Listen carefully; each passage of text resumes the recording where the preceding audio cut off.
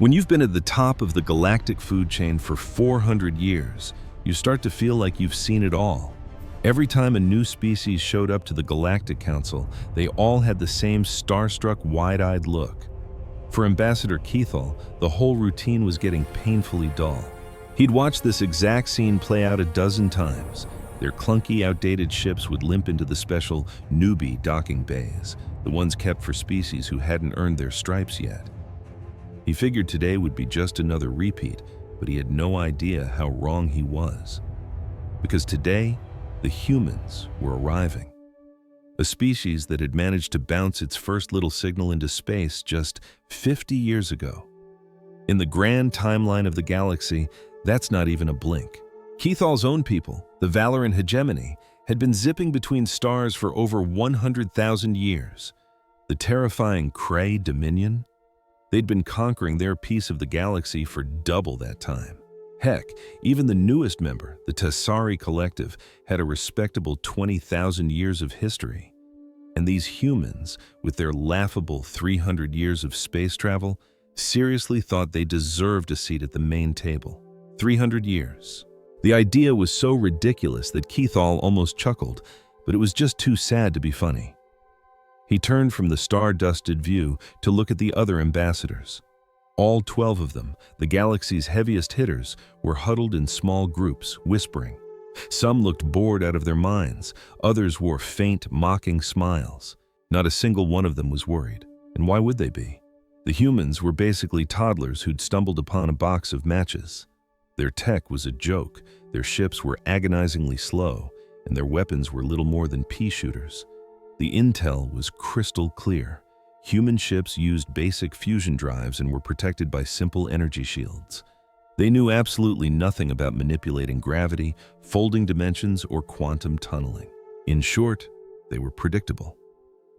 Another species fresh from the nursery, rumbled Admiral Vexnar of the Kree Dominion, a huge creature whose rocky skin was almost as tough as his stare. His people were natural-born warriors who had swallowed half the galaxy before the Council finally reined them in. I wonder how long it'll be before they come crying to us for protection. Now, Vexnar, let's play nice, chirped Counselor Mirayet of the Tassari Collective, a small, elegant being whose silvery skin seemed to glow from within. We were all young once. Not this young, Vexnar snorted. My ancestors had conquered 3 star systems before these humans even figured out fire. Keithal stayed quiet, his eyes drifting back to the window. He could feel it in the pit of his stomach, a deep, gnawing wrongness that had settled over the Grand Assembly Hall. An emergency broadcast flickered on the main screen, showing a colony world consumed by a creeping, oily darkness. It was the 5th one in a month, and yet the other ambassadors just called it the human problem. They were about to make the biggest mistake in galactic history, and only he seemed to see it coming. If you've ever felt like the only one seeing the truth, you know what's at stake. Keep watching to see how one ignored voice can change the fate of trillions. When a new civilization joins the galactic community, the elder races are supposed to welcome them with a show of solidarity. But this meeting wasn't a welcome. It was an inquest. They were blaming the victims. Ambassador Keithal, representing the oldest race in the galaxy, adjusted his robes and forced a neutral expression. He stood between 2 other delegates who were whispering that the humans had brought this plague upon themselves. It was his job to maintain order, but inside, he was seething. The minutes dragged on. Keithal found himself staring out the viewport again. Any second, the human ships were supposed to just pop into existence, dropping out of hyperspace at the designated location before starting their long, slow journey to the station on their ancient engines. It's how every new species made their debut. It gave the Council plenty of time to scan their ships from head to toe and get their patronizing welcome speech ready. "There," Mariette whispered, pointing a slim finger into the void. "They are here." Keithal looked. At first, he saw nothing but empty space. Then, space itself seemed to ripple, like someone had skipped a rock across a perfectly still pond. A silent flash of light, a tear in the very fabric of the universe, and the ships appeared. And Keithal's heart completely stopped. There were 5 of them. By galactic standards, they were tiny. The smallest was maybe 300 meters long, while the biggest was barely 500. But it wasn't their size that sent a cold spike of pure dread shooting through Keithal's gut. It was the way they looked. The ships were just wrong. There was no other word for it. They didn't look like they were built. They looked like a piece of the universe had simply been erased. They were covered in a blackness that wasn't just a lack of color. It was a deep, hungry black, the kind that swallows light and refuses to let it go. And they shimmered. The edges of the ship seemed to blur and shift, like they were vibrating between two different dimensions at once, as if they weren't entirely solid. "What in the void is that?" Vexnar hissed, his earlier arrogance completely gone. Keithal didn't answer. He was staring at the scanner built into his wrist cuff, a standard piece of gear for every ambassador. It could analyze any ship's specs in seconds: weapons, shields, power source, you name it. But right now, it was showing him a whole lot of nothing. The screen was just a mess of static. Random numbers and symbols flickered on and off. A stream of error messages scrolled by. His scanner was trying to make sense of the human ships, but it was like asking a toddler to read a textbook on quantum physics. It simply could not process what it was seeing. "My scanner is fried," Keithal said, his voice tight. "Mine too," Marriott whispered back. "Same here," another ambassador chimed in. Keithal quickly looked around the room. Every single ambassador was looking down at their wrist, and every single one of their scanners was totally useless. "That's not possible," Vexnar growled. "Our tech is the most advanced in the galaxy. Nothing can jam our sensors." But something obviously was. Keithal forced himself to look back at the window as the human ships moved closer. They moved with a spooky, silent grace, like massive sharks gliding through the ocean depths. And as they got closer, Keithal noticed something else. The space around them was bent. It was subtle at first, just a slight distortion of the stars behind them, a strange warping of the background. But the closer they came, the more obvious it became. Space-time itself seemed to be wrapping around these ships, as if they had a gravitational field so intense it was literally bending reality. But they were tiny, way too small to have that kind of mass. Unless it wasn't gravity at all. A cold dread slithered up Keithal's spine as a terrifying, impossible thought began to form in his mind. "Ambassador Keithal," the voice made him flinch. He spun around to see his chief science officer, a young Valoran named Tethra, standing right there. She was pale as a sheet, and her hands were shaking. "What is it?" Keithal asked. "I got a partial reading on the human ships," Tethra said, her voice barely a whisper. "Just fragments. The data is almost completely scrambled, but I think I see something." "Well, spit it out." Tethra took a deep breath. "The ships, sir, they seem to be partially out of phase with our reality." Keithal just stared at her. "That's impossible." "I know," she said. "No one has ever achieved stable phase manipulation. We've had theories for thousands of years, but the power required is off the charts. Just to run the math would take a supercomputer 1,000 years. "I know," Tethra said again, "but the data doesn't lie. Those ships are not entirely in our universe. Part of them is somewhere else, a place we can't see or measure." Keithal turned back to the window. The human ships were now holding their position, waiting silently just outside the station. He could feel them. He could feel their presence like a weight, a creeping shadow pressing down on his mind. "It has to be a mistake," he muttered. "A sensor ghost, some kind of glitch. These humans have only been out here for 300 years. They can't have technology that's centuries ahead of our own." "Perhaps," Tethra said, but her tone made it obvious she didn't believe that for a second. The station's intercom crackled to life again. "The human delegation is docking at Port 7. Ambassadors, please prepare for their arrival." Port 7. That was a high-security port, the one reserved for the most powerful council members. Keithal briefly wondered who approved that, then let the thought go. It didn't matter. The only thing that mattered now was what, or who, was about to walk through that door. The ambassadors nervously made their way toward the greeting platform. Keithal followed on autopilot, his mind a whirlwind of thoughts. He was thinking about phase manipulation, about the ancient theories his own people had dismissed as fairy tales. A ship that could exist partially outside of normal space would be, for all practical purposes, invincible.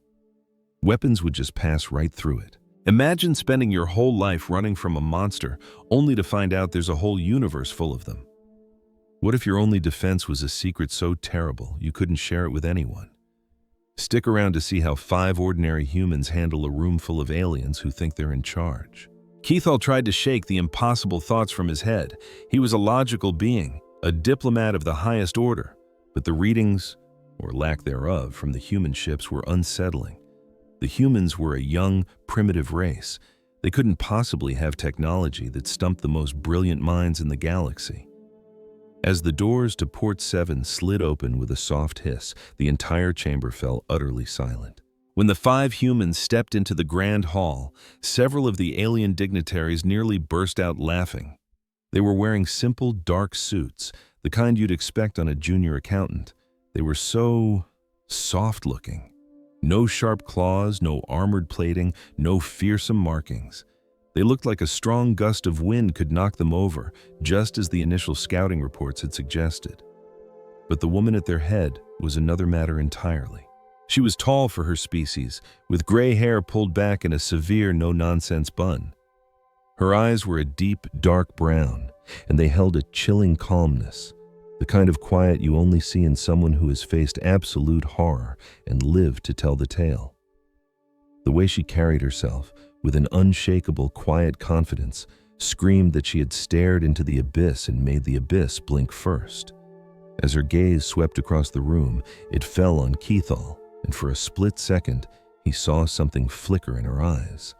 Was it amusement, pity, or was it a warning? "Ambassadors of the Galactic Council!" The woman's voice rang out, crisp and clear, filling the enormous space. "My name is Elena Vasquez. I speak for the United Human Confederation, and we appreciate you granting us this audience." Keithall, ever the professional, glided forward to deliver the standard greeting. "Ambassador Vasquez, on behalf of the Council, we welcome you. We are certain this will mark the beginning of a long and mutually beneficial relationship." He'd spoken those exact words to hundreds of new species. It was a tired, old script. But for the first time, the words felt hollow. Ambassador Vasquez offered a smile so faint it barely existed, but Keithall saw it. And in that instant, he knew. She knew. She was fully aware that the Council had secretly scanned her ships and that their most advanced sensors had come back completely blank. She knew they were confused, probably a little frightened, and desperately trying to maintain the illusion of control. And she was not impressed. "Thank you, Ambassador Keithall," Vasquez replied, her tone perfectly even. "We are honored. Humanity has been looking forward to this day for a very, very long time." 300 years of space travel, another Ambassador Vexner interjected, his voice dripping with superiority. "By our count, that's barely a blink of an eye," he scoffed. "No," Vasquez said, agreeing with him with a calm that was deeply unsettling. "It's not." She let the words hang there, filling the room with a heavy silence and 1,000 unasked questions. Keithall could feel the eyes of the other ambassadors on her, all of them wondering where this creature got her incredible nerve. "Your vessels," another delegate finally said, trying to break the tension. "They're unique." "Are they?" Vasquez asked, her tone one of genuine curiosity. "Our sensors were unable to get a clear reading on their composition." "Oh, I do apologize for that. Our human engineering can be a bit unpredictable at times." It was a dismissal so obvious it was almost an insult. She had no intention of answering the question, and she didn't seem to care that every single person there knew it. Keithall felt a surge of irritation. In 400 years of service, no one had ever shown such disrespect. New species were supposed to be grateful, practically begging for a seat at the Council. They were expected to be forthcoming, to show deference, to bow. They were certainly not supposed to stand there with a hint of a smirk and refuse to cooperate. But he was a diplomat. He suppressed his anger. Patience was a much sharper tool. "Perhaps we can discuss the finer points of your technology at a later time," he said, his voice as smooth as polished stone. "For now, let us commence with the formal welcome. There will be ample opportunity for questions." "Of course," Vasquez replied. "We look forward to it." The ceremony began, and it was just as painfully long and boring as always, filled with ancient speeches and pointless rituals whose origins had been lost to time. Keithall performed his duties on autopilot, his thoughts racing. He couldn't take his eyes off Vasquez. She remained perfectly still throughout the entire ordeal, simply listening and observing. Every time she was addressed, her answers were polite, concise, and revealed absolutely nothing. She was an impenetrable fortress disguised as a diplomat, agreeing to everything while conceding nothing. But every now and then, Keithall noticed her gaze drifting to the massive viewport, to the fleet of human ships hanging silently in the void. And when she looked at them, her expression shifted. It wasn't pride, and it wasn't satisfaction. It was a profound, haunting sadness, the look of someone who had watched civilizations turn to ash. What in the stars have these humans seen? Keithall wondered. What did they have to endure? He didn't know, but he suddenly had a desperate need to find out. As soon as the ceremony ended, Keithall intercepted Vasquez before she could slip away. "Ambassador," he began, "may I have a moment?" She turned to face him. "Certainly. Your ships are truly remarkable. I've dedicated my life to studying starship engineering, and I would be fascinated to learn more about their construction." "I'm afraid that information is classified," Vasquez stated, her eyes betraying no hint of apology. "But I can assure you they have served their purpose well." "Against what?" The question escaped him before he could stop it. He hadn't intended to be so direct, but it was too late. Vasquez simply stared at him for a long, heavy moment. She seemed to be weighing him, peering into his very soul to see if he could handle the truth. "Ambassador Keithall," she said, her voice dropping to a low, serious tone, "have you ever considered what truly drove humanity into space?" He gave a small shrug. "Exploration, the search for new resources, the same motivations as every other species, I imagine." "You're wrong," Vasquez said, shaking her head slowly. "We didn't venture into the stars because we were looking for something. We went because something was looking for us. Our journey wasn't one of ambition, it was an evacuation. We were fleeing," she continued, "from a predator that hunts in the silent, empty darkness between worlds. A predator that wanted nothing more than to erase us from existence." A cold, sharp dread snaked its way up Keithall's spine. "What are you talking about?" "Not here," Vasquez whispered, her eyes darting around the crowded hall. "Not now. But I promise you, this council is about to receive a very abrupt education. And when you do, you will finally understand why our ships are the way they are." With one last decisive nod, she turned and melted back into the crowd, leaving Keithall frozen in place with 1,000 burning questions he couldn't ask. He stood there for a long time, just gazing out at the human ships. They hung in the blackness like silent omens, their hulls so dark they seemed to drink the starlight. And for the first time in his 400-year career, Ambassador Keithall felt a sensation he had long since forgotten: true fear. The next 3 weeks were an exercise in futility. 3 weeks of pointless meetings where Ambassador Vasquez politely sidestepped every meaningful question. Keithall stared down at the mountain of reports on his desk. His top intelligence officers had found nothing. Every single scan of the human fleet bounced back useless. Any attempt to eavesdrop on their communications was met with impenetrable static.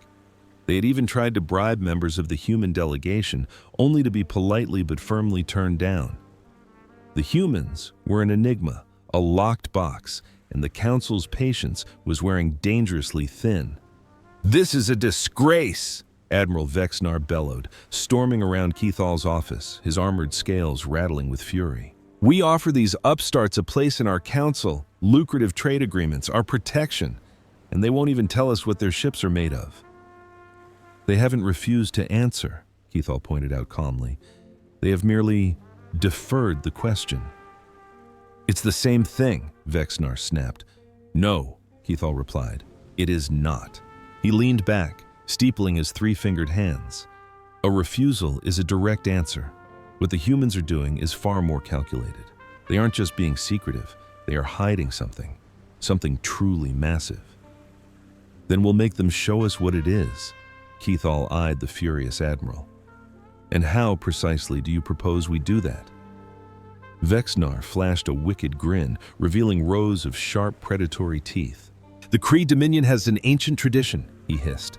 When encountering a new species, we test their strength. We issue a formal challenge to demonstrate their military power. It is a matter of honor. You want to challenge the humans to a war game? I do. Keithall considered it. It was an aggressive, risky play, but it might just be the only option they had left. The Council had no legal grounds to force humanity to share its secrets, but a challenge of honor was another matter entirely. If the humans refused, they would be seen as weak, and in this galaxy, weakness was a death sentence. Very well, Keithall finally said with a sigh. Issue the challenge, but tread carefully, Vexnar. I have a distinct feeling these humans are not nearly as soft as they appear. Vexnar let out a harsh, grating laugh. You worry far too much, old friend, he sneered. My ancestors commanded star fleets while these mammals were still learning to chip flint. Whatever primitive little ships they've cobbled together are no match for the might of the Kree Dominion. He turned on his heel and stomped out. Keithall watched him leave, a cold knot of dread tightening in his gut. He hoped Vexnar was right, but he had a terrible feeling the Admiral was about to make the biggest mistake of his life. The challenge was thrown down the very next day, right in front of the entire Galactic Council. Vexnar stood there, all puffed up, reciting the old formal words of challenge. He was demanding that the human race prove it belonged. He called on us to show off our military strength and generously offered up one of his own battleships as a target. You could have heard a pin drop. Every single eye in that massive chamber swiveled to Ambassador Vasquez. She didn't so much as twitch, looking as cool and calm as if he'd just asked her about the weather. Her face was a perfect mask. For a few agonizingly long seconds, she just stared at him. Then, a slow, confident smile crept across her face. The Kree Dominion honors us with this challenge, she said, her voice ringing with absolute certainty. And humanity accepts. A ripple of whispers turned into a wave of chatter across the hall. Some ambassadors looked horrified. Others looked like they'd just been handed tickets to the best show in the galaxy. Vexnar just looked smug. Have you ever been the new kid at school, surrounded by a clique of bullies who think they own the hallways? That was humanity's place in the galaxy. We were the ultimate underdogs, and the biggest bully of them all, Admiral Vexnar of the Kree Dominion, had just publicly dared us to prove our new technology wasn't some kind of bluff. You're going to want to stick around, because the way humanity handled this is a masterclass in why you never, ever underestimate the quiet kid in the corner. Excellent, Vexnar boomed, a smug grin stretching from ear to ear. We'll hold this little demonstration in the Theta 7 system. It's completely uninhabited, so no one will get hurt when your little firecracker fizzles out. Ambassador Vasquez, the woman with the weight of our entire species on her shoulders, just gave a calm little nod. That's perfectly fine. In fact, I'll provide one of our own battlecruisers as the target. It'll be fully armed, shields at maximum, but with no crew. This is a weapons test, not an execution. By all means, Vexnar sneered. Bring as many of your little ships as you think you'll need. The rest of us will be watching from a comfortable distance. And that's when Vasquez let a genuine smile break through, one that held a dangerous glint in her eyes that made even the most stone-faced aliens in the room shift in their seats. Oh, one ship will be more than enough, she said. The chamber absolutely erupted. Aides scrambled, and ambassadors from 50 different worlds were all talking at once. Even Vexnar, a being practically made of arrogance, was totally floored. One ship? He stammered, his voice actually cracking. You're sending a single ship against a fully powered Kree battlecruiser? That's correct, she confirmed, her voice as solid as granite. You do realize our battlecruisers are the most formidable warships in the known galaxy, don't you? Their shields can deflect a direct nuclear strike. Their armor plating can survive re-entry from orbit. I'm aware, Vasquez replied, completely unbothered. Vexnar just stared at her, his face going from red to a deep shade of purple before he just threw his head back and laughed, a truly awful, grating sound. "Fine, human. Send your one little ship. I can't wait to watch it get atomized." He spun on his heel and stormed out, his entourage practically tripping over themselves to keep up. Within a minute, the giant chamber was nearly empty, leaving only Ambassador Vasquez and a sympathetic-looking alien named Keithal. Keithal approached her cautiously. "Ambassador," he began in a hushed tone, "you are either the bravest soul I have ever encountered or the most foolish." "Sometimes the line between the two is very thin," Vasquez replied with a small, cryptic smile. "But a Kree battlecruiser, that's not a toy. It's the culmination of 30 years of their best military science. Its main cannon can fracture a planet's crust. Its shields have never failed in combat." "I know," she said again, her calm unshaken. "And you truly believe one of your ships can take it down?" Vasquez met his gaze, and her eyes were as deep and dark as the void between stars. "Ambassador Keithal," she said, her voice dropping to a deadly serious whisper, "in 3 days, you're going to witness what humanity is truly capable of. And after that day, you will finally understand why we are not afraid of the Kree Dominion or of anyone else." And with that, she gave him a polite nod, turned, and walked out, leaving Keithal standing alone with 1,000 questions screaming in his mind. 3 days later, it looked like half the galaxy had shown up for the main event. Over 50 ships representing every major power were positioned in a wide arc in the Theta 7 system. There were sleek warships, bulky freighters, and elegant science vessels all jockeying for a good view. And hanging in the center of it all, like a predator waiting for its prey, was the Kree battlecruiser. It was an absolute monster. The ship was a 2-kilometer-long nightmare of sharp angles and black metal, bristling with more weapon emplacements than you could count. A faint blue shimmer from its active power shields and a deep, ominous hum from its engines practically radiated menace. Even without a crew, it looked like a harbinger of death. From the bridge of his own vessel, Keithal stared at it, vividly remembering the day he'd seen a sister ship to that one tear an entire fleet to pieces like it was made of paper. The idea that a single tiny human vessel would dare approach the site of the latest catastrophe was, to put it mildly, insane. "Sir, a human ship is nearing the quarantine zone," his aide murmured. Keithal's eyes snapped to the view screen. There it was. A lone black dot moving with impossible purpose toward the swirling anomaly where a planet used to be. As it drew closer, its form resolved into something that was both unsettling and vaguely familiar. He recognized it from the intelligence briefings, a ship that seemed to devour light, its edges fuzzy and indistinct as if it were a glitch in reality itself. It looked less like a machine and more like a hole carved into the stars. The humans had named it the Prometheus. "Magnify the image, full screen," Keithal commanded.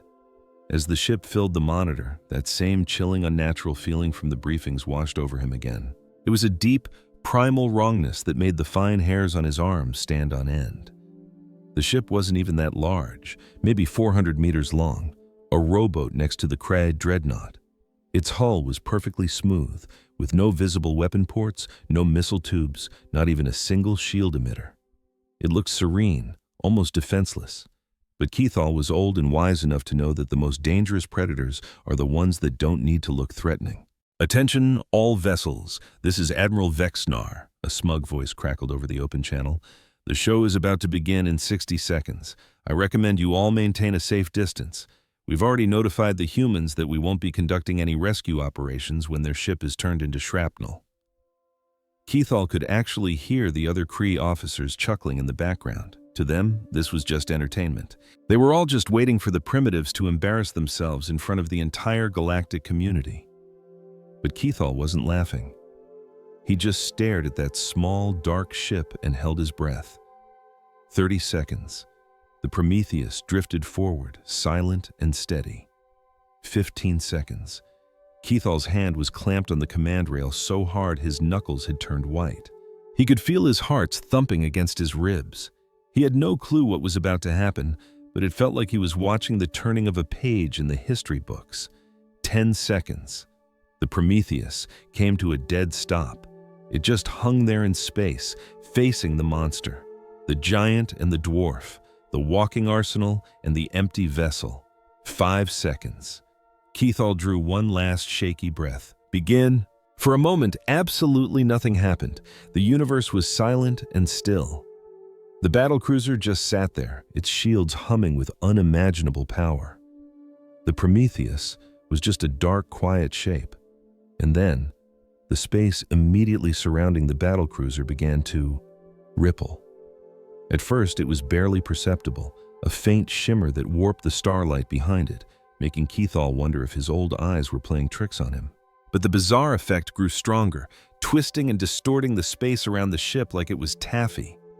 The battlecruiser's shield sputtered, the calm blue glow flashing to a frantic, angry red as alarms shrieked across its automated systems. Then, the massive ship lurched violently, as if it had been hit by an invisible fist the size of a mountain. "Report! What's going on?" Vexnar bellowed into his comms, all his earlier swagger completely gone. "What is that pathetic little human ship doing?" No one could give him an answer. What they were all seeing was simply not possible.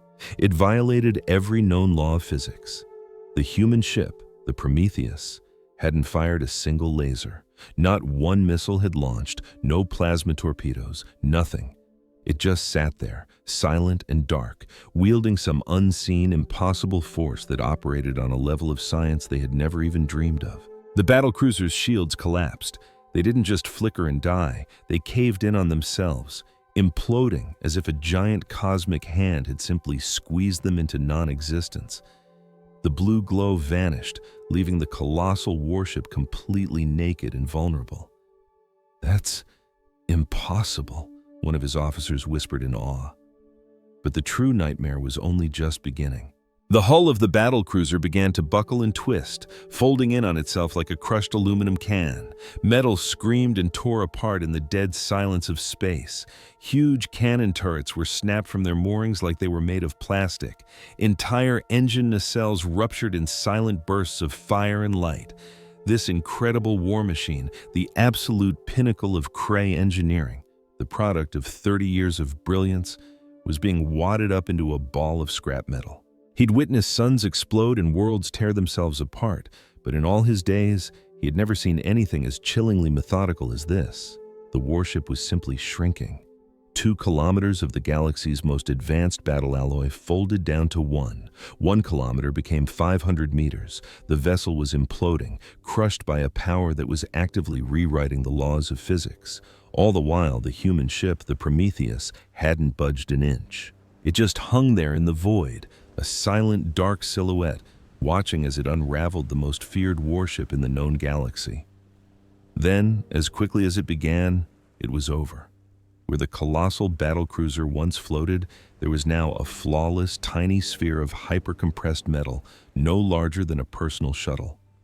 It pulsed with a faint, dying red glow, the only gravestone for a legend that had just been erased. The test was complete. The command channel erupted into absolute, unfiltered panic. Admirals were shouting, scientists were frantically begging for sensor data, and politicians were screaming for someone to explain what just happened. Keithall didn't hear a word of it.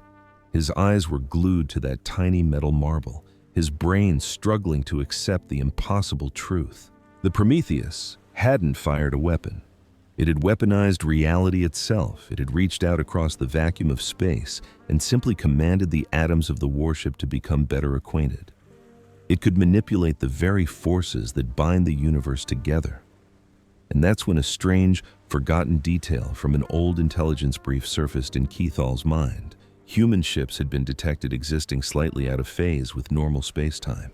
They were present in our dimension, but also somewhere else. A realm where cosmic forces like dark matter and dark energy were more than just theories on a screen. The humans hadn't just found this other dimension.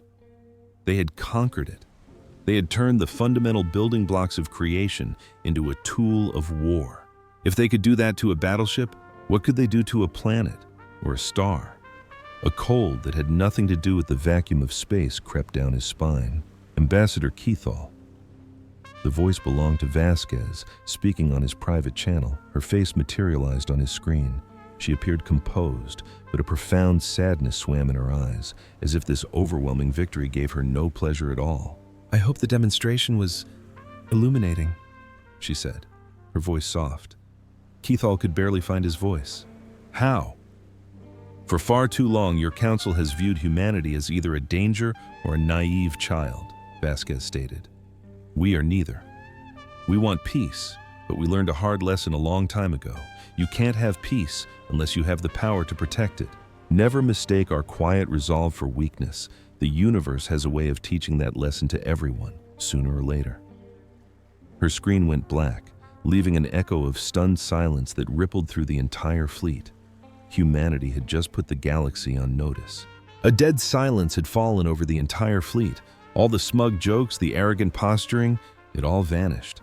In its place was a raw, primal fear. For the first time in their history, the galaxy's self-proclaimed great powers had seen something that truly terrified them to their very core. And Keithall knew, with absolute certainty, that the rules of the game had just been changed forever. The council chamber was so crowded it felt like the air was being squeezed out of the room. Every ambassador, every aide, and every high-ranking officer who could fit was packed inside. The chamber was a sea of bodies, and every single eye was fixated on one woman. Ambassador Eleonora Vasquez stood alone in the center of the vast room. Behind her, a massive screen displayed a holographic image of the Prometheus, its ghostly hull and its strange shifting form that had effortlessly crumpled a dreadnought without firing a single shot. Keith sat in his assigned seat among the other senior ambassadors, feeling the crushing weight of a night without sleep. He had spent every moment poring over every report and every scrap of sensor data, trying to make sense of what he'd witnessed. Nothing added up. The energy readings were impossible. The physics was fundamentally wrong. This kind of technology wasn't supposed to be possible. And yet, there it was. "Ambassadors of the Galactic Council," Vasquez began, her voice firm but tinged with a deep solemnity, as if she were about to share a terrible burden. "You wanted answers. You demanded to know how humanity developed this technology. Today, I'm going to tell you the truth." She paused, allowing the silence to thicken and press down on everyone in the room. Even Vexnar, whose pride had been shattered along with his flagship, remained silent.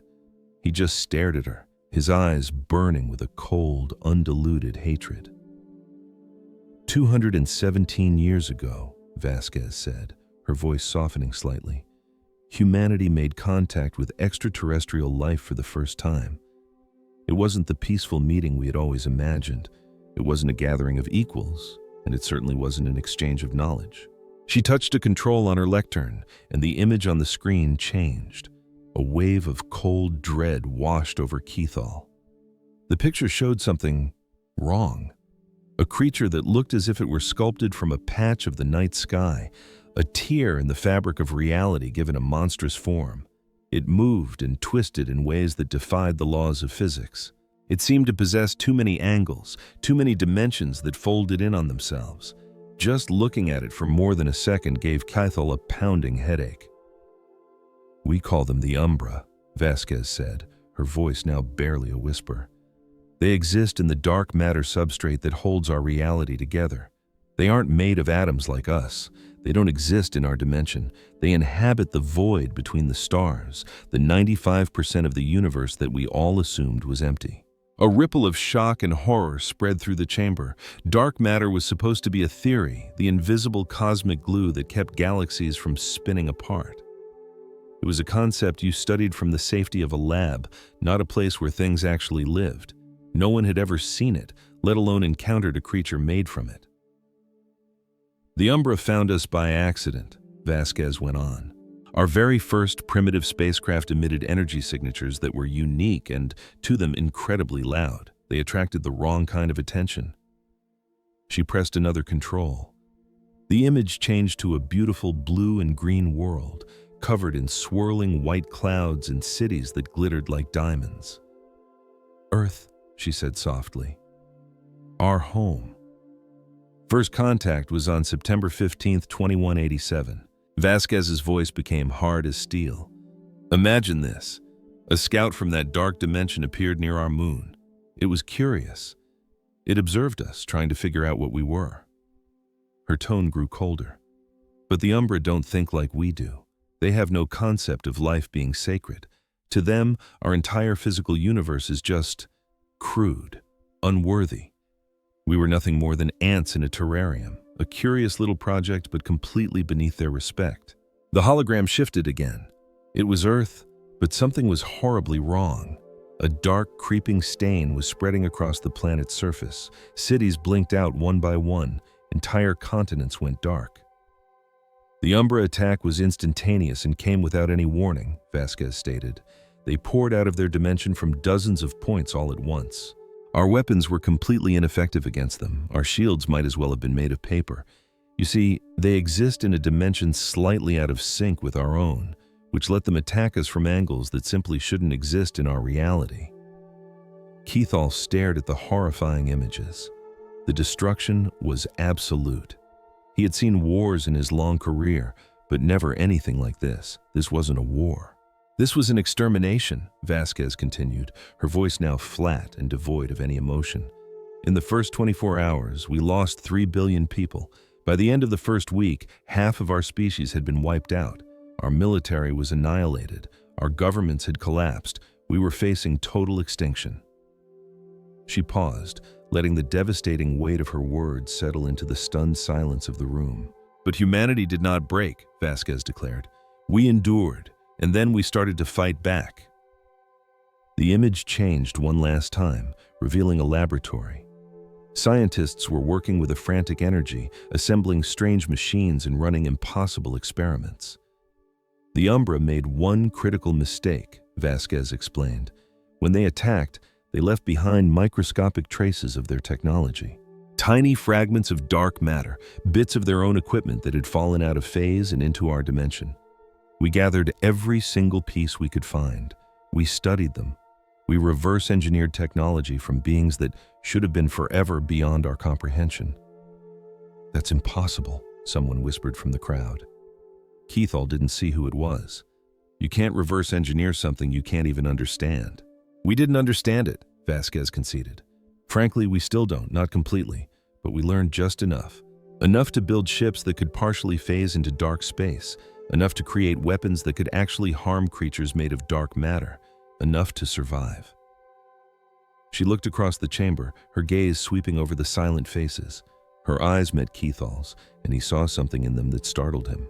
It wasn't pride or triumph, but a deep, haunting sadness.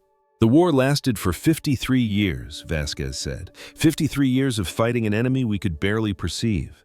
53 years of losing colonies, ships, and everyone we loved. By the end, Earth's population had dropped from 12 billion to just 2 billion. Our colonies beyond our solar system were all gone. Our once proud fleet was reduced to a handful of battered survivors. But you won, Keithall stated, his voice barely audible. He wasn't even supposed to speak, but the words just tumbled out. We didn't win, Vasquez corrected him, her voice soft but firm. We survived. There's a huge difference. The Umbra just vanished. To this day, we still have no idea why. Maybe we became more trouble than we were worth. Maybe they found a newer, more interesting galaxy to play with. Or maybe they just got bored. She tapped the control panel, and the holographic screen dissolved into nothing. That was 164 years ago, Vasquez stated. In all the decades since, humanity has been rebuilding. We've been growing stronger. We've pushed our science beyond its limits, and we have been waiting. Waiting for what? Vexnar scoffed from his floating chair. For them to come back. The words hung in the chamber like a death sentence. A cold, sharp fear snaked its way down Keith's spine. And right then, it all clicked. Everything finally made perfect, terrifying sense. Humanity hadn't shown up at the council begging for protection. They weren't here for new trade routes, military alliances, or advanced technology. They were here to deliver a warning. You actually think the Umbra are returning? Keith asked, his voice barely a whisper. We know they are, Vasquez said, her eyes locking onto his. The Umbra never really left. They're everywhere, woven into the dark matter that holds our entire galaxy together. They're out there watching, biding their time, and when they finally decide to make another move, nothing in our dimension will be able to stop them. Except for your ships, Counselor Miret murmured from the side. Our ships can hurt them, yes, Vasquez admitted, but we don't have many. 47 ships, that is the sum total of our dark matter-capable fleet. What you have is not nearly enough to defend a galaxy. It's barely enough to protect what's left of my own people. In a heartbeat, the chamber erupted into pure chaos. Ambassadors leaped from their seats, shouting over one another. Aides scrambled, demanding more information. Military leaders were already pointing fingers, arguing over defensive positions and tactics. The council's legendary composure shattered like glass, and Keith just sat there, frozen, his mind screaming. The Umbra, literal ghosts made of dark matter, invaders from a reality beyond their own. The council couldn't even detect them, let alone comprehend them. These things had brought humanity to the very edge of total annihilation. They could do the exact same thing to every single species represented in this room and not even think twice. And the council had no defense, none. All their incredible fleets, their world-bending technology, their thousands of years of civilization, it was all completely useless. Against the Umbra, they were just as helpless as humanity had been 2 centuries ago. Silence. The voice cut through the noise like a white-hot blade. Keith looked up to see Grand Chancellor Vortek rising from his throne. He was ancient, even for a Valoran. Time had bleached his scales to a pale, dusty gray, but his voice still carried an absolute power that commanded instant obedience. The room fell silent at once. "Ambassador Vasquez," the Grand Chancellor rumbled, "you bring us news of a foe that could destroy everything we have ever created. You have also made it clear that your people are the only ones who know how to fight this enemy. So, I will ask you directly, what is it that you want from us?" Vasquez looked him straight in the eye, unflinching. "An alliance," she said, plain and simple. "A real one. We want to be treated as equals, not with the condescending little deals you offer the so-called younger races. No more one-sided trade deals or protection pacts that are really just collars to keep us in line. We are not asking for a handout. We are demanding a seat at this table," Vasquez declared. "And if you agree to that, we will share our technology with you. Not all of it, of course, and not all at once, but we will give you enough. Enough for you to build your own defenses, enough to give you a sliver of a chance when the Umbra decide it's your turn." The Grand Chancellor just stared, his expression impossible to read. For a long, heavy moment, the only sound was the low hum of the chamber as he considered his choices. To partner with humanity meant they had to accept them as peers, and for the ancient, proud races of the galaxy, that was a very bitter pill to swallow. It meant tossing aside centuries of arrogant superiority and admitting they were vulnerable. But the only other option was much simpler: total and complete annihilation. This is a topic that requires private deliberation, the Grand Chancellor finally announced, his voice thick with the gravity of the decision. A choice of this importance cannot be rushed. "By all means," Ambassador Vasquez replied with a smooth confidence. "Take all the time in the world, but if I were in your position, I wouldn't take too long." "And what makes you say that?" Vasquez simply turned back to the massive holoscreen. With a final tap, a new image blazed to life. It was a map of the entire galaxy, a breathtaking web of light showing thousands of stars connected by glowing trade lanes. The great civilizations of the Council looked like a brilliant cosmic tapestry. But out in the deep, dark void, in the vast, silent oceans between the star systems, something was moving. Faint energy signatures, tiny blips in space-time, ghostly patterns that had no reason to be there. "Our deep space probes began detecting these about 6 months ago," Vasquez explained. "The Umbra are on the move. They are watching us, and they are getting closer." The silence in the chamber was so absolute you could hear your own heart beating. "We have no idea when they'll make their move," Vasquez went on. "It could be years from now. It could be a few months. It could be tomorrow. But make no mistake, they are coming. And when they arrive, you are going to have to pick a side." She stepped down from the speaker's platform and headed for the exit. At the doorway, she paused and looked back over her shoulder one last time. "Humanity fought the Umbra all by ourselves once before," she said, her voice carrying across the enormous hall. "We survived, but it cost us almost everything we had. If we have to fight them again, we would really prefer not to do it alone." And just like that, she was gone, leaving the most powerful beings in the known universe sitting in stunned, terrified silence.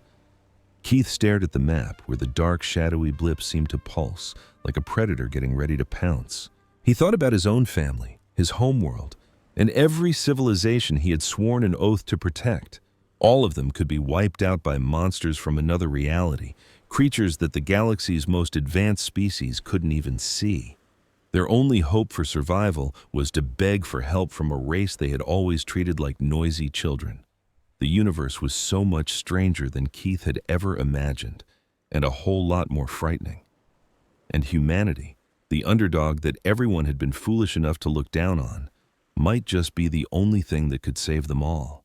He forced himself out of his chair and walked over to the chamber's giant viewport. Outside, the strange human ships floated in the blackness, their dark hulls seeming to bend and warp at the edge of his vision. They looked wrong, unnatural. And at that moment, they looked like the only hope the galaxy had left. Keith knew what he had to do. He would go to the Grand Chancellor. He would plead the case for an alliance. He would do whatever it took to get ready for the coming storm. Because the Umbra were out there, and the darkness between the stars was no longer empty. The first strike came without any warning whatsoever. The colony world of Tari 7 was a quiet, unassuming place, tucked away on the edge of Tasari territory, far from the noise of the galactic core. 12 million souls called it home, living simple lives farming the planet's rich soil and harvesting the glowing crystal forests it was known for. They had never even had a nightmare about the horrors of war. They never got the chance. At sunrise on the 4th day of their harvest festival, the sky simply turned black. It wasn't an eclipse or a freak storm. It was something else, something that spread across the morning sky like a drop of black ink in a glass of clear water. The colonists looked up from their celebrations, their happiness melting into confusion as they watched a curtain of pure, unnatural darkness fall over them. They tried to run, they tried to hide. It didn't matter. The Umbra washed over the planet like a silent, invisible tidal wave. They just materialized out of the dark matter that fills every inch of space, passing through buildings, energy shields, and reinforced bunkers as if they were made of smoke. Conventional weapons were useless. Physical walls meant nothing at all. They just reached out with shadowy hands and pulled people apart, atom by atom. 12 million lives were snuffed out in just 6 hours. The first hint of trouble the Council received was when the planet's entire communication network went completely dead. A patrol fleet was sent to see what was wrong. What they found was a ghost world. No bodies, no debris, no sign that a fight had ever happened. Just empty cities and quiet forests under a sky that had chillingly returned to its normal, peaceful blue. It was as if the entire population of Tari 7 had just been erased. Ambassador Keith stood in his office reading the official report for the 3rd time, praying he had somehow read it wrong. But the words on the datapad didn't change. The planet was gone. The Umbra were back. He immediately called for an emergency session of the Council, as the other ambassadors trickled into the Great Pass. The other delegates had dismissed Ambassador Vasquez's warnings as scare tactics, a desperate ploy for military aid. The Umbra, they had reasoned, were a fringe issue, a problem for the newcomers out on the galactic rim, not for the established important core worlds. They were catastrophically wrong. "We've confirmed 18 separate incursions this month," Admiral Becknar stated grimly, as a map flared to life, showing the horrifying trail of cosmic destruction. Imagine a sneak attack so devastating it wipes out entire colonies and listening posts on the fringes of space. We're talking about 200 million lives. Poof, gone. That number just hangs in the air, heavy and silent. 200 million souls vanished. And the kicker? Their fleets? Useless. Why? Because these invaders, the Umbra, aren't even fully in our dimension. Stick around, because humanity might be the only hope for the galaxy. These Umbra? Our weapons pass right through them. Shields? Doesn't even slow them down. It's like trying to box with a shadow. But Counselor Myritt wasn't having it. Tari 7, her people's new home, gone. 2 million lives. Poof, just like that. Then we need to find different swords, she cried, her usually bright silver skin now dull and ashen. But Becknar shot back, there are no different weapons. Not that we have, Becknar retorted. The Umbra operate on a plane we can't even touch. We have no tech to interact with dark matter. We can barely detect it. Then Keithall chimed in, quiet but firm. The humans can. Suddenly, every eye in the room was on him. Ambassador Vasquez warned us, he reminded them. She said they were coming, watching, and she told us humanity had figured out how to fight them. Humans. Primitives, someone scoffed from the back. Their fleet's a joke, their population's a drop in the bucket. But another ambassador, Cthro, fired back. Those primitives disabled a Kree battlecruiser without firing a shot. Their joke fleet survived a war against these things, and their drop-in-the-bucket population clawed back from total annihilation. Time we shut up and listened. The room went silent. Finally, Grand Chancellor Vortex spoke. Get me Ambassador Vasquez. Tell her the Council needs her, ASAP. In under an hour, the human ambassador arrived. She walked into the Grand Chamber, alone, looking tougher than starship armor. She knew why they called her. She'd been waiting for this day. Ambassadors, she began, her voice steady. I wish we were meeting under better circumstances. The Grand Chancellor's voice trembled slightly. The Umbra. They're back, just like you said. I know. You said your people knew how to fight them. That offer still good? It is. Then we need your help. It wasn't a request or a deal. It was the sound of the whole galaxy bowing down. The big shots, begging the new kids to save them.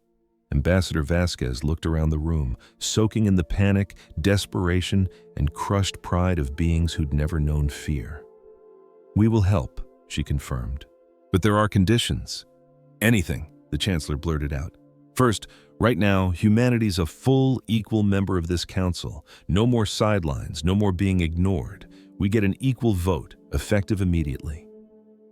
Granted, said the Chancellor without hesitation. Second, all military moves against the Umbrella will be a joint human council command. We plan together. We share all intel. We face this as one, or not at all. Granted. And third, when we win, humanity shares our dark matter tech with every single member of this council. We teach you how to build our ships. We give you our weapons. The room gasped. Whispers flew around. Sharing tech like that was beyond taboo. It would flip the galactic power balance forever. And what do you want for this huge gift? The Grand Chancellor asked, disbelief and suspicion in his voice. Nothing, Vasquez said flatly. Not a single credit. It's a gift, because the other option is every one of us on every planet goes extinct. She let that sink in, making eye contact with each shocked leader. Let's be clear. The Umbrella don't negotiate. They don't sign treaties. They don't care if you're a Valoran noble or a Tassari miner. To them, we're all just clutter. We're made of normal matter, which to them makes us a cosmic infection. And they'll scrub this galaxy clean unless we wake up and fight back as one. The Grand Chancellor looked around, seeing his own desperation in their eyes. Slowly, they nodded. The Council accepts your terms, he announced, his voice heavy. Welcome to the Alliance, Ambassador Vasquez. Now, for the love of all that is holy, tell us how we stop these things. Vasquez touched her wrist, and the map in the room lit up. What you've seen so far, that wasn't the war, she said quietly. That was just the Umbrella kicking the hornet's nest. These attacks? They're just probes, testing your defenses, mapping your response times. The real invasion hasn't started. A big reptilian ambassador named Vexar slammed a fist on the table. How could you know that?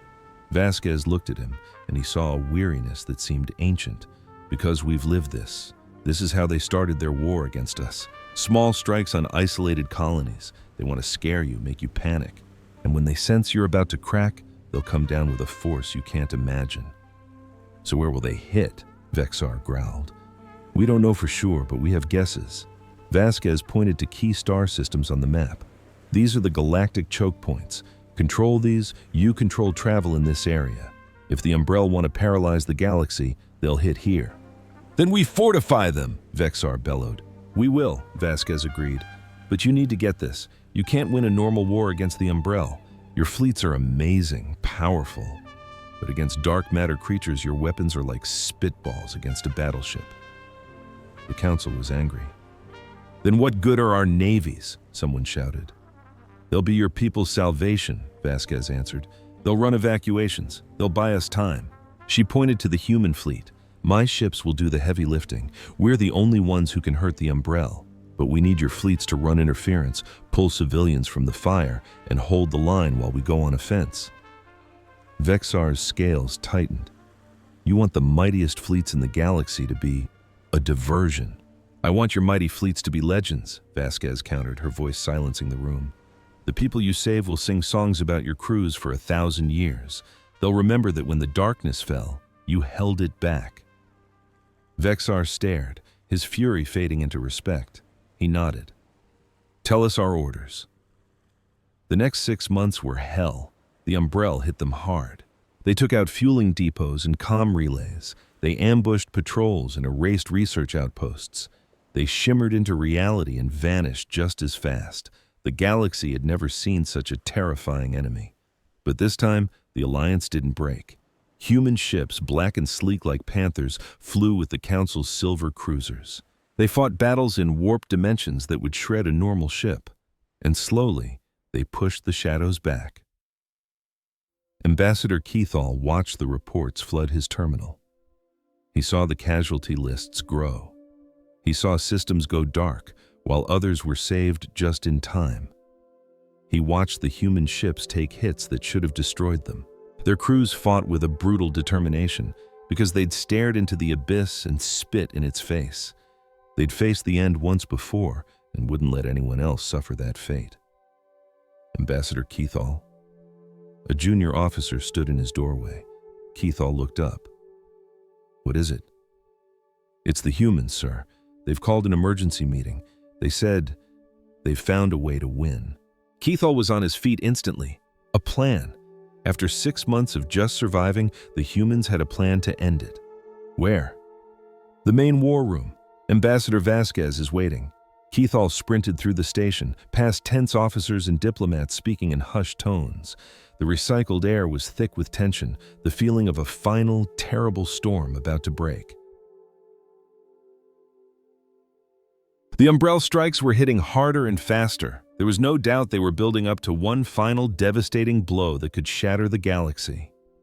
He stormed into the war room, finding Vasquez standing before a colossal, three-dimensional map of the stars.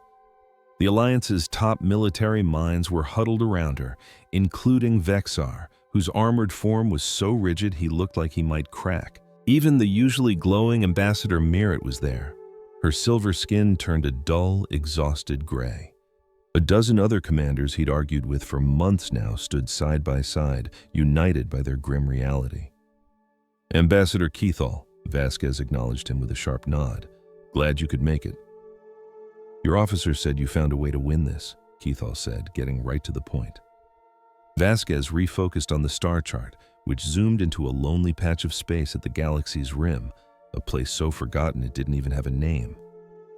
We've been tracking every Umbrella energy spike for months, she started. Their attacks seem random, but they're not. Every single one is coming from one specific fixed point in space-time. She pointed to a patch on the map that looked like absolute nothingness, but as Keithall stepped closer, he saw it, a faint, shimmering warp in the void, like heat rising off a summer road, only this was twisting the very nature of reality itself. What in the world is that? He whispered. We're calling it the threshold. "It's a wound in the universe," Vasquez said, her voice heavy with the weight of the words. "A tear between our dimension and theirs. It's the doorway the Umbrella are pouring through to get into our galaxy. As long as that door stays open, they will never stop coming. This war will never end." "Can you shut it?" Moret asked, her voice barely audible. "We believe so," Vasquez answered, "but it's going to cost us everything we've got." And then she explained the plan. The idea was shockingly simple, but pulling it off would be a logistical nightmare. The entire Allied fleet, every last ship they had, would stage a massive head-on attack against all known Umbrella staging grounds to draw their full attention. While the enemy was tied up in the biggest space battle in history, the small human fleet would make a desperate, one-way suicide run directly for the threshold. Their goal was to use their dark matter drives to rip through the tear and collapse it from the inside. "If we pull this off," Vasquez concluded, her voice solid as a mountain, "the Umbrella will be severed from our universe for good. They'll be locked away in their own reality, never." Every person in that chamber knew this was the last chance. The destiny of countless worlds was now balanced on a single desperate strategy. "So what's our move?" Vexar asked, his voice strained. "We strike tomorrow at dawn," Vasquez replied, her tone absolute. "That spatial tear is becoming more unstable every hour. We might have a few days before it rips wide open and the main invasion begins. We have to be the ones to land the first punch." A silent, grim acknowledgement flowed through the command staff. One by one, they gave a slow, firm nod. "Tomorrow, then," Keithel affirmed, his voice a low thunder. "May the stars light our way home." He had a sinking feeling that for many of them, this was the last sunrise they would ever see. But the alternative was to do nothing and watch the galaxy burn. And so the Allied fleet gathered at the edge of known space. It was a sight that would inspire legends for 10,000 years. The largest military force ever gathered in the history of the galaxy. More than 3,000 warships from over 100 star systems hung suspended in the black, a new constellation forged from steel and fire. Ancient rivalries were forgotten. Hulking Kree battle wagons floated beside sleek Valoran destroyers. It was a testament to what they could achieve when united against a common enemy. And right in the heart of that incredible armada were the 47 ships of the human dark matter fleet, appearing like punctures in the star-dusted canvas of space. From the bridge of his flagship, Ambassador Keithal watched them. The human ships seemed to vibrate, their outlines blurring as if they were phasing in and out of our dimension. Even now, after all the briefings, they sparked a primal fear deep within him. But mixed in with that dread was a small, flickering flame of hope. "All ships report ready, Ambassador," his tactical officer said. "The fleet is at 100%. Keithal gave a curt nod. Full strength, 3,000 ships against an enemy from another reality, an enemy they barely understood how to fight. An enemy that had already extinguished hundreds of millions of lives. It felt like trying to stop a tidal wave with a teacup. "Sir, we're receiving a fleet-wide broadcast from the human flagship, the Prometheus," the comms officer reported. "Ambassador Vasquez is addressing the fleet." "Put her on screen now," Keithal ordered. The massive monitor flickered to life, showing Vasquez's calm, resolute face. The bridge behind her was a strange and alien place, lit by the eerie glow of instruments that measured forces his people hadn't even discovered. "Commanders, pilots, soldiers of the Allied fleet," her voice echoed across thousands of bridges simultaneously. "In a few short hours, we are taking this war to the Umbrella, into their own backyard. Many of us will not be coming back, but I promise you this, we will make them pay for every single inch."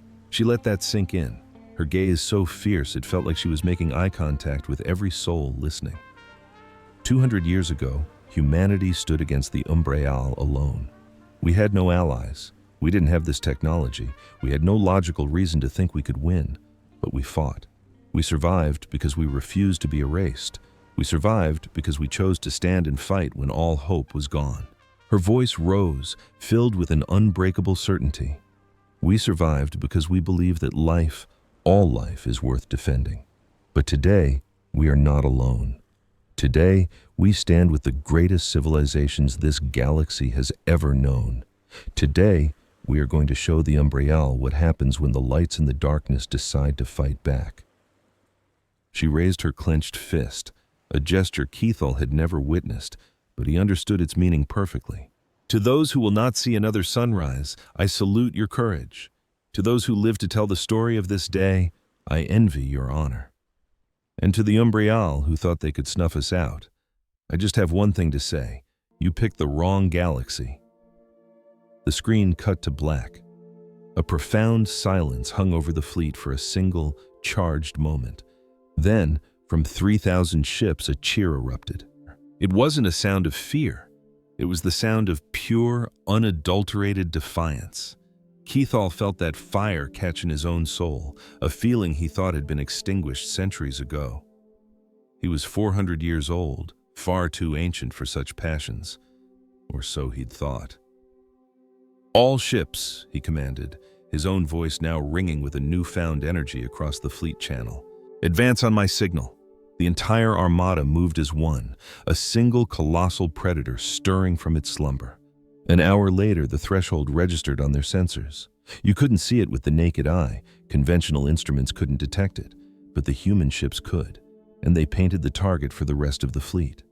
What Keithal saw on his screen sent a jolt of ice through his veins. The threshold wasn't a portal, it was a festering wound torn in the fabric of reality, bleeding raw darkness into their universe. And from that wound swarmed the Umbriel, a limitless river of shadowy horrors that twisted the laws of physics around them. They had no ships, they were their own vessels. They were darkness given form and a terrible, ravenous hunger. There were tens of thousands of them. It was an army larger than anything Keithal had ever imagined. By the spirits of our fathers, someone whispered over the open comm channel. Hold the line! Vasquez's voice cut through the rising panic like a diamond blade. The main fleet will engage their forward wave, draw their fire, make them think you are the entire threat. My fleet will punch through the center and make a direct run for the threshold. That's suicide! They'll tear you to pieces, Vexnar cried out. His voice was loud, but Keithal could hear the raw terror cracking underneath. I'm counting on them to try, Vasquez replied instantly, but they have never faced a fleet of this magnitude. They have never faced the combined might of an entire galaxy. Now get in formation and show them what a real fight looks like. With that, the conventional fleet roared forward, and the universe exploded into light and fury. The Umbriel were a tidal wave of shadow, their forms writhing and shifting as they slammed into the Allied battle line. They flowed through energy shields as if they were mist. They ignored weapons that should have vaporized them. They were every bit the unstoppable nightmare Vasquez had promised. But the fleet did not fold. Kree battleships locked together, forming an unbreakable wall of armor and defiance, their cannons doing little damage, but their crews refusing to back down. Valoran cruisers zipped through the chaos, desperately trying to pull survivors from ships being ripped apart. Tassari science vessels threw up weird experimental energy shields that, for a few precious seconds, actually seemed to slow the Umbriel down. Every species was throwing everything they had into the fight. And right in the middle of that hurricane, humanity's dark matter fleet finally went on the offensive. Keithal just watched, totally captivated, as the Prometheus and its escorts dove headfirst into the Umbriel swarm. Their fighting style was unlike anything he'd ever witnessed. It was like they were flickering in and out of reality, vanishing from one spot and reappearing in another in the blink of an eye. An Umbriel would lunge, and the human ship would just not be there. But when they shot back, those shadow creatures had nowhere to run. The very space around the human fleet seemed to bend and warp. Waves of pure gravity tore through the battlefield. The darkness itself seemed to flinch away from their attack. For the very first time in their terrifying history, the Umbriel were learning what it felt like to be afraid. Push forward, Vasquez ordered. All dark matter ships form on me. We're punching through. The 47 human ships locked into a tight spearhead formation, They shot toward the tear in reality, their hulls glowing with intent. Thousands of the shadow beings swarmed the human fleet, a kamikaze wave of pure malice crashing against their strange hulls. Some of them got through. Keithall could only watch in stunned horror as one human ship was simply overwhelmed by the assault, its hull peeling away as things from another reality tore it apart. A second ship blinked out of existence, then a third. But the rest of the human ships didn't even flinch. "We've lost the Hermes," a steady human voice reported on the command channel, utterly devoid of emotion. "The Athena is reporting critical damage. Apollo is gone." "Maintain your heading," was Vasquez's only reply. Her voice was like steel, but Keithall could hear the silent scream of agony behind it. Every ship lost was a crew she knew by name, friends she'd served with, people who had trusted her with their lives. "We're almost there. All ships, prepare for phase transition." The human fleet had reached the very edge of the dimensional tear, and then they did something that was supposed to be impossible. They vanished. 1 second, the last human ships were a brilliant spearhead against the swirling darkness. The next, they were simply gone, not blown to pieces, not in a retreat. They just ceased to exist. It was as if they had blinked out of reality itself. They had crossed into the unknown. The battle still raged around Keithall, but he couldn't tear his eyes away from the empty patch of space where humanity had made its last stand. They were on the other side now. Inside the Umbrial's own universe, fighting a war no one else could see, utterly and completely alone. The seconds dragged on like centuries. Every moment felt like an eternity.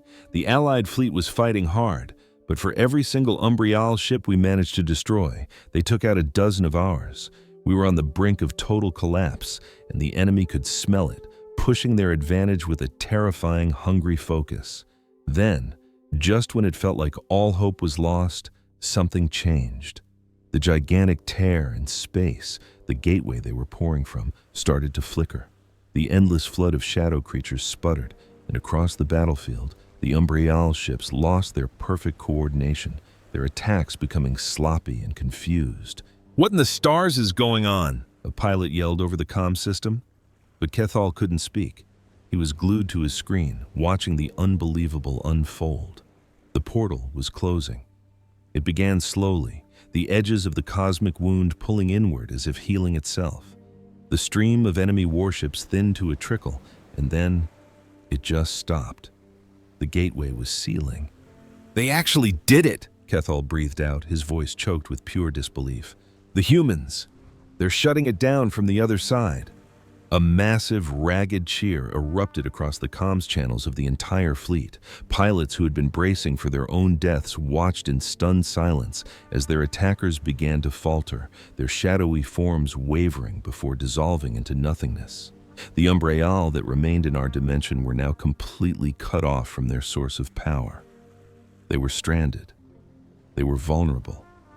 And they started to fall apart. A wave of righteous fury shot through the Allied fleet. Lasers and missiles that had been completely useless just moments before now tore through the shadow creatures, blasting them into cosmic dust. The monsters that had seemed unstoppable were suddenly, shockingly fragile. In less than an hour, the fight was over. The portal collapsed in on itself with a silent flash, permanently sealing the breach between our two realities. The last of the stranded Umbrial were hunted down and wiped out. The creeping darkness had been beaten back. The galaxy was saved. But the victory felt empty and cold. As the cheers faded, a heavy silence fell over every ship's bridge as the same heartbreaking realization hit everyone at once. The human fleet never came back. Days stretched into weeks. We sent countless rescue missions to the portal's last known location, but they found absolutely nothing. There was no wreckage. There were no distress calls, not a single shred of evidence from the 47 ships that had sacrificed everything to save us all. Ambassador Vasquez and her entire fleet had simply vanished, swallowed whole by a dimension we could never hope to enter. The Galactic Council held a memorial, and for the first time ever, every single member species attended to mourn the very heroes they had once laughed at. It was Keithall who spoke for all of them. "Humanity came to us as strangers," he began, his voice echoing through the silent chamber. They were a young species, new to the galactic stage, and if we are all being honest with ourselves, we dismissed them. We called them primitive, unworthy of having a seat at this very table. He let that uncomfortable truth hang in the air for a moment. We could not have been more wrong. Humanity clawed its way back from an apocalypse that would have shattered any of our worlds. They rebuilt their entire civilization from the ground up, and when they could have hidden themselves away, safe in their own corner of the galaxy, they chose to answer our desperate plea for help. Ambassador Elena Vasquez and the brave crews of the Dark Matter Fleet gave their lives to close that gateway from hell. They went into a place we couldn't go to fight an enemy we couldn't even harm. They saved trillions of lives, Kethel's voice boomed, his gaze sweeping across the ambassadors who had once mocked human ambition. He looked at the military leaders who had called their technology a fantasy, and at the council members who were too proud to ask a so-called lesser race for help. And they asked for nothing in return. It is a debt we can never hope to repay, but we will spend the rest of our existence trying to become worthy of their memory. We can begin by honoring the lesson they taught us. He raised his fist, the same gesture of defiance Captain Vasquez had made just before leading her fleet on their final one-way charge. The universe is a much more frightening place than we ever imagined, but they proved that even in the absolute darkest of nights, a single light can hold its ground. A single voice can roar back at the silence. Humanity showed us the way. We will not forget it. With that, the memorial was over, and the delegates left in a somber, reflective silence. On the surface, life throughout the galaxy was slowly getting back to normal, but it was a new kind of normal. From a high window in the council's spire, Kethel looked out at the endless sea of stars. The human embassy was dark and sealed. The last of their civilian ships had already returned to their home system, once again cutting themselves off from the galaxy they had just saved. But he knew it was only for a little while. The technology sharing agreement was still in place. Scientists from every race were now working together, day and night, trying to understand the incredible gifts the humans had left for us. In a decade, maybe even less, we would have our own fleets powered by void energy. The galaxy would never be defenseless ever again. A soft chime broke the silence as a door opened behind him, and a young aide rushed into the room, looking completely frazzled. "Ambassador Kethel, sir, you need to see this. We are picking up a transmission."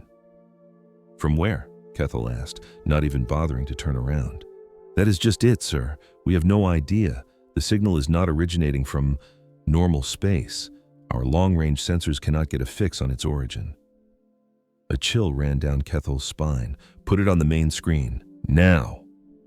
The aide tapped his datapad, and the giant hollow screen in the room crackled to life with a storm of static. Then, ever so slowly, a figure began to take shape in all the noise. It was Captain Elena Vasquez. She looked like she had been to hell, but she was smiling. "Ambassador Kethel," her voice crackled, distorted but clear as a bell. "If you can hear this, it means we did it. The gateway is closed for good. The Umbrial are never getting into your reality again." A weary but triumphant smile played on her lips. We're still here, somewhere. The surviving ships managed to find a stable pocket inside this dark dimension. We do not know how to get back home yet," she admitted, her voice heavy with exhaustion, "but we are working on it, and we are not done fighting." The signal flickered, and she leaned in a little closer. "You tell the Council that humanity keeps its word. We gave you the tech. We helped you save your homes, and now we are going to find our own way back." For a brief moment, he could see the bustling bridge of her flagship, the Prometheus, right behind her. Her crew moved with a purpose he recognized, manning stations with technology that was still light years ahead of his own. "Welcome to the bigger leagues, Ambassador," Vasquez said, her voice filled with a profound, soul-deep weariness. "We showed you what it takes to survive out here. Now, go make us proud." And just like that, the transmission cut out, leaving only static behind. Kethel stood frozen, staring at the blank screen. Outside, the stars seemed to shine brighter than ever before. The darkness between them was just empty space again. But he knew, with absolute certainty, that somewhere out there, in a place he could not see, humans were still fighting, still pushing forward, and still being too damn stubborn to die. A real, genuine smile finally spread across his face. Some people were just too pig-headed to ever accept defeat.